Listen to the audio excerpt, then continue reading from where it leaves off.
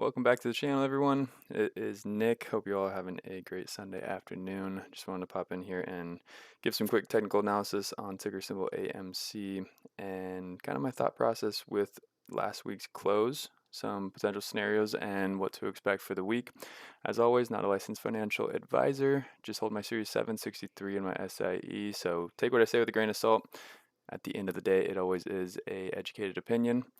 Nothing you should trade on necessarily, but hopefully this can give some people some guidance, some direction on what to expect, what's taking place, and outlook going forward. So hopping in, I always like to start with the macro.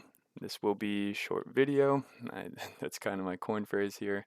As I get going, I just like to give good context to things. But as from a weekly standpoint, you can kind of see this massive VPR gap that everyone's kind of been talking about. I've been talking about it since earlier this year, since I first created my Twitter account. It's just a big zone of volatility. That's why we kind of see more drastic movements within here, whether that's to the upside or the downside. So volatility is expected. I just like to start with this kind of pictorial of that gap and the trading range in here that we kind of got to fill up. Not necessarily, but it's healthy to fill up before we continue the movement upwards. So this is just a weekly candle chart pattern. So every candle represents 1 week. To start off, this weekly candle, you can get sentiment and direction from them. Like obviously last week, or sorry, the week prior, we had that engulfing bullish candle. So it was expected to continue to see upside from that. Some of these, like your inverse hammer, um, it dictates a reversal is coming in near term. I mean, that's what you kind of got here. So weekly candlesticks, I do hold weight to them, but at the end of the day, there's every other technical analysis to go with it to kind of confirm what that candle is. With this weekly candle, it's kind of an I don't know candle, if that makes sense. You got your body there in the middle with 2 long wicks on each side. So perfect psychological warfare for these hedge funds to go into the weekend, kind of giving us just expectations of, oh, it looks like we have topped. It looks like we're needing to reverse due to high RSI, or we could continue the uptake. It's just kind of a big question mark, if you want to say that. So I'll start with that and get into more of the yearly time frame, kind of what I see on the past year with this daily candle and expectations and things that I do like to see come from Friday's closing candle and different positive things from last week. So when we get into this and break it down, this is just kind of your macro channel that I have drawn in the last couple of videos. I like to hop around with different things. They just help me with either near-term movements or things to keep an eye on. So perks or kind of positives from last week is your uptick on Monday. It left us that gap there. So I did say we'd most likely come down to fill that. Got a strong movement, strong volume following this closing candle last Friday on 8/5.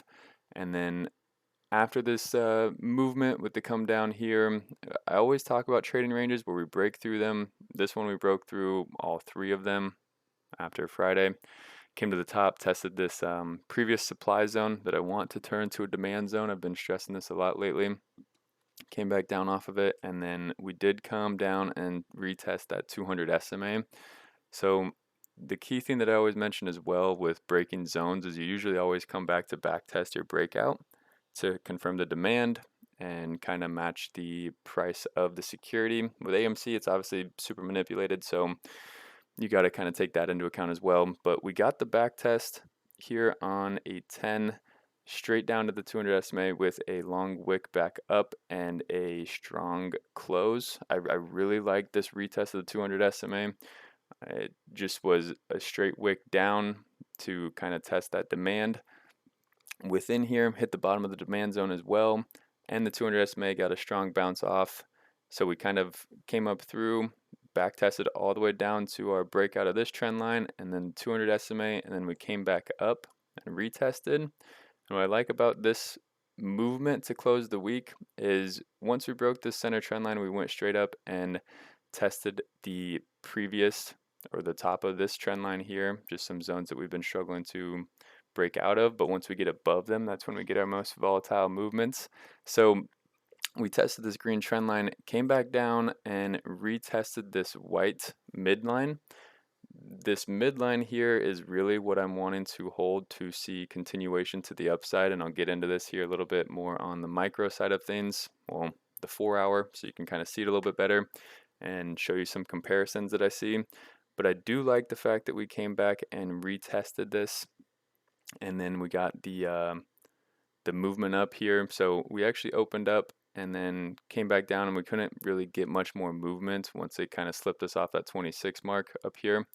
So what I do like is that we got a bit of a bounce off of this mark here before close, and then we closed up at that 24.44 mark. I would have loved to see a 24.50 plus close, but I'm not gonna lose too much sleep off of 6 cents there, because in the long term, we closed above max pain, something that I don't really hold a lot of stress on, but a lot of options continued to close in the money, so this gamma ramp was able to continue. That's extremely bullish to see.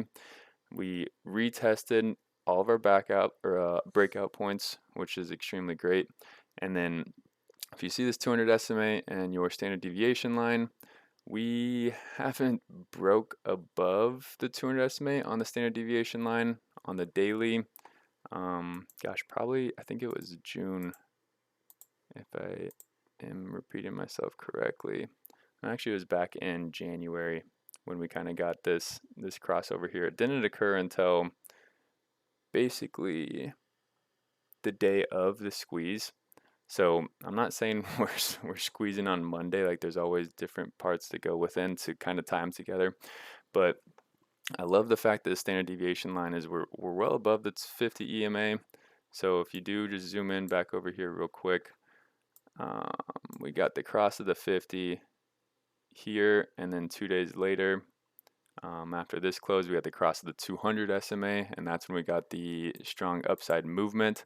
So we'll come back to this zone here because this section is very intriguing to me, along with the combination of January.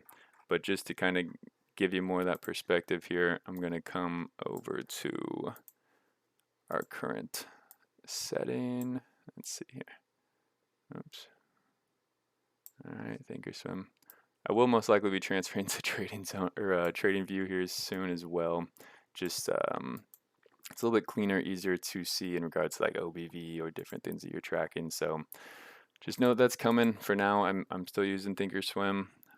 It's a very strong platform to use just in multiple areas here. But to get back into what I'm seeing, once we got the breakout of the zone, came back under, and they slipped to 26 region, yeah, right around here. That's when they kind of just took it down the rest of the day pretty violently. I like the fact that it wasn't on extremely high volume, because they basically sucked the volume dry, got sideways trading up here when we're already hot on the RSI on our macro trends. So once they kind of flipped the switch into Friday close, it wasn't super hard on low volume for them to be able to do that. I know Rico caught it really well within the Discord and kind of helped us lock out a good portion of our trades and free up some dry powder for what's to come on Monday and Tuesday. So that's kind of my thought process. I'd love to hold this center trend line, but let's just hop into the micro here quick and keep this video relatively short for you guys.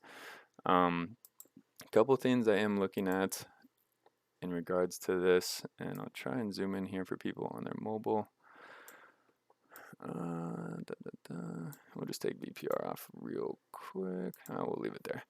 Okay, so this gap here that's been a previous, well, I mean, we're treating it as a demand zone now, with this being kind of our supply zone up here.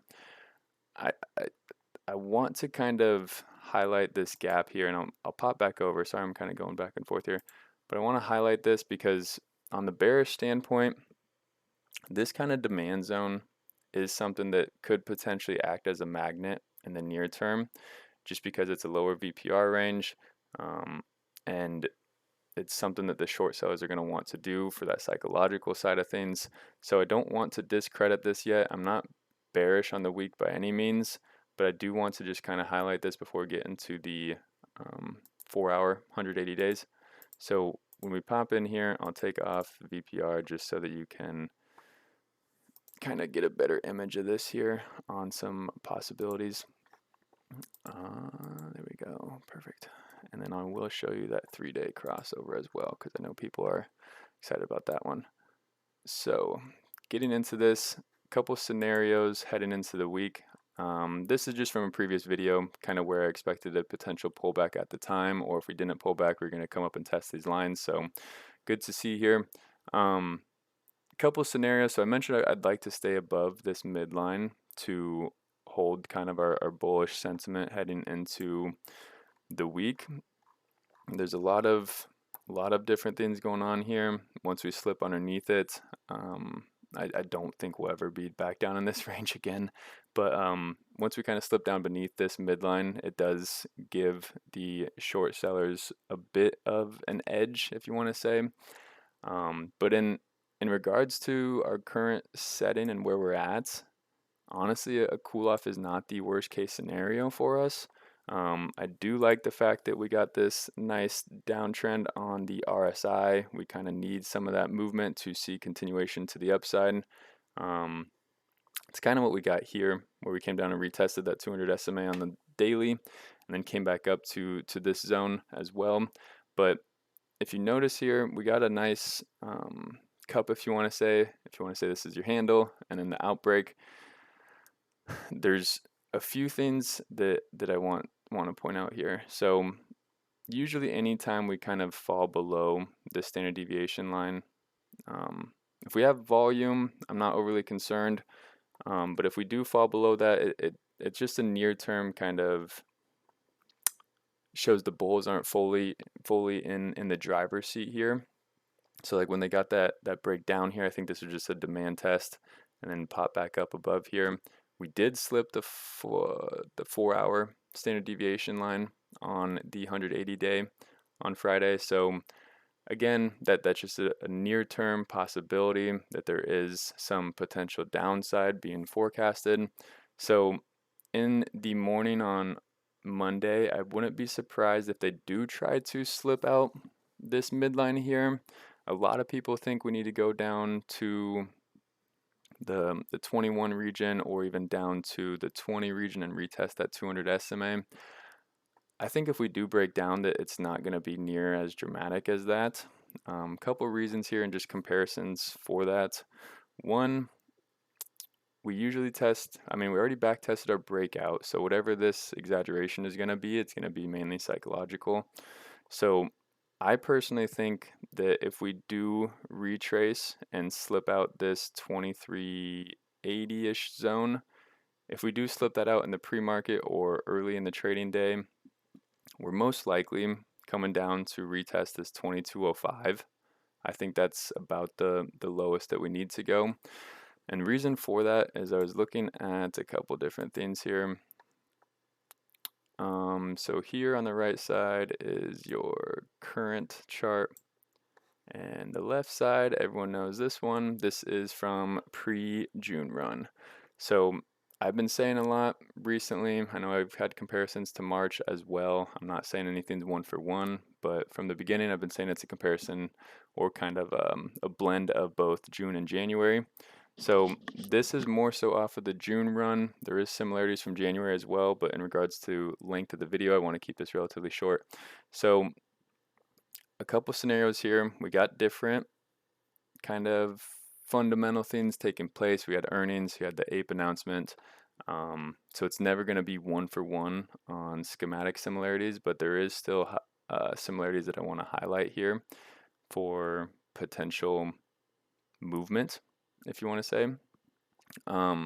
You got your nice cup here, very similar price action to this, and then obviously you have earnings. I think kind of without this earnings flush that they pulled on us, you'd kind of see this continuation to the upside. So if you're comparing the two, it's not necessarily one for one. Like this here does not equate to here, and this here does not necessarily equate to here. But in regards to schematics, I think it's pretty fair to say that we may very well be in something like in this region here, And it's not going to take 1, 2, 3, 4, like it's not going to be into the following week. Like I don't think these days are necessarily the same here. I think a lot of this movement is sped up in regards to the schematic. So here is kind of similar to what we're finding here. Like these are the same trend lines just being dated back further. So you see once we kind of broke that center midline, we got that retrace a little bit deeper. The primary support within this here is about this, in this case it's 1220 roughly. I think, and that's kind of why I'm saying that I don't think we need to go as low as people are assuming. There's a zone here around 2250 to about 2205 region. I think right within this zone is likely to where we'll retrace if we do get that early in the morning on Monday. I want to see it kind of take place in the pre-market and then continue that uptick into maybe late morning, early afternoon. If that does take place, this will give us an extreme cool off on RSI. But even if you look at these comparisons here, like you kind of got this cup action on your RSI, you got this bit of a double region here. So if you're comparing RSI, this is where it gets a little bit tricky. If you say this here is the same as this here, and you got your deep down, and then this up here is kind of your same movement as this here, that would indicate that this whole entire movement here is about the same movement as this here, and this little pullback is kind of this range. So that's a possibility. I don't want to tune out the fact that if you're comparing RSI on the 4-hour, those are pretty close similarities. Obviously, we didn't come down near as high, but we are sitting at a good spot here on RSI for the 4-hour. But I wouldn't be upset if we do get this cool down that most people are talking about. It would just give us a stronger launch pad to kind of come off of, because I am really expecting some big upside movement here this week. In regards to kind of AMC with the ape dividend coming out and everything of that nature. I will be dropping a video on that. I'm hoping to potentially later today. I really wanted to get 2 of them out today, but it may be tomorrow night where I get that ape video out. Just a few things I want to tie up on that end. But as for expectations for the week, so I think that we will most likely get that dip down in pre-market or early day on Monday. Like I said, around 2205 at the lowest. We could catch at 2250. But if this midline does not break and we kind of just curl here, we still have room to go on a lot of this RSI. So if that's the case, I think it's very possible that we really start moving. I want to see some high volume days continue to come back in though. So tomorrow we'll kind of get that dip down and then have a big volume day if that's the case. If we don't and we kind of curl off of here, I think we'll break that 2275 potentially tomorrow. If this holds, that's a big if. I'm not really playing that into account. I think we get the dip first before it starts ripping. But from a macro standpoint, I think kind of once we get this dip out of the way or the psychological warfare out of the way, I think they're going to start ripping this. And it's going to be kind of some shorts wanting to cover or get out of the position before Ape comes out. And Adam Aaron can, he's starting to kind of display this as a form of currency for them. And that's something I'm going to hit on big in the Ape video, is the fact that they're going to be able to use this to not leverage debt, but get cheaper payments on their liens and start kind of applying it as currency for people. So there's a lot of cool things within Ape that I think people are kind of overlooking for sure. So that one's going to be a good video. Make sure you guys tune in on that. I just wanted to preface this dip on Monday most likely, and then regions that I'm looking at following that. I think it's very likely once we get that taken care of in the morning tomorrow, that we're going to start flipping this to our demand zone. And I really think that by midweek, there is a very, very strong chance that we'll be continuing to trade or starting to trade up within this 34, 36 zone, potentially a little bit higher. But I don't think this move is completed by any means. I think we're going to start flipping this to a demand zone. This might be our supply zone, and then squeeze is coming very soon. So don't want to call it yet. Quickly, real here, I will show you the 3-day setup we have, because I know people were talking about this over the weekend. 3-day setup. So one thing I do want to preface on this is that with the 3-day setup, TD has their candles pretty wanky in regards to what they resemble, I guess. Because like if you look here, I was saying that the 3-day candle was going to end on Monday. Apparently I can't count my threes, but the 8-5 here was the start of the 3 candles. This 8-10 was the start of this 3-day candle. So when I dropped that video, that was actually the first day of the 3-day candle. So come tomorrow will be a new candle. But if you look here, let me see if I can zoom in. These lines are basically touching. You can kind of see that little tick here on the standard deviation. We'll zoom in for those on mobile. But that 3-day is there. It's coming. It's I'm wanting to hold this uptrend, because if we just continue to kind of slide up in these upper regions of this channel, this 3-day is going to get the crossover, and it may not be immediate like a Thanos snap or anything like that, but it's within 3 to 6 sessions of being complete. And I do think following that is when we see some extremely big movements. So whether Adam Aaron chooses to use APE to help with the debt, quote unquote dilution, I'll be hitting on that big in the next video. So just some things I'm looking at here. Near term though, like I said, I think we do potentially see a slight blip down early in pre-market, and then we'll start trading up back in the upper region of this trading range. We may save the big movement for Tuesday, but I would like to close within this trading range here from about 24 region up to 25.75. Just a more of an accumulation after a slight downtrend, and then just continue to gain strength here. Keep RSI a little cool for a continuation to the upside. So hopefully that gives you guys some direction. Appreciate you hopping on and watching. Keep a lookout for that ape video coming out most likely tomorrow. I'll do my best to get it out today, but I do appreciate you guys' support. If you could leave a like and a comment if you have any different perspective or questions on this, and I'll be happy to answer that. So thanks for joining, and hope you guys have a great rest of your Sunday. Looking forward to potentially getting some streams in and having a great week with you guys.